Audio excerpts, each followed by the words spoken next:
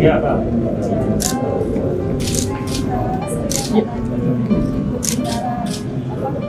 Nggak tahu. Oh, sudah di kemarin rasa udah saya sampaikan diterima, sudah.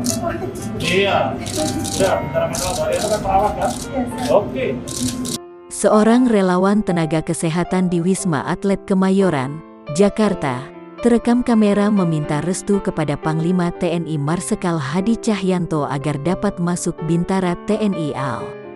Mendengar hal tersebut, Panglima TNI langsung menyatakan bahwa beberapa relawan di Wisma Atlet sudah diterima menjadi prajurit TNI.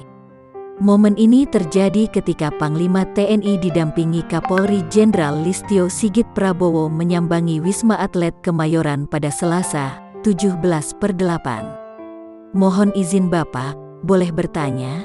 Saya minta restu ya Pak, ingin mendaftar Bintara Angkatan Laut, ujar Anissa. Mendengar hal tersebut, sontak Hadi mengatakan bahwa dirinya sudah menyampaikan pada KSAL untuk menerima beberapa relawan tenaga kesehatan yang bertugas di Wisma Atlet. Oh udah, kemarin KSAL sudah saya sampaikan, diterima udah, ujar Hadi kepada Anissa.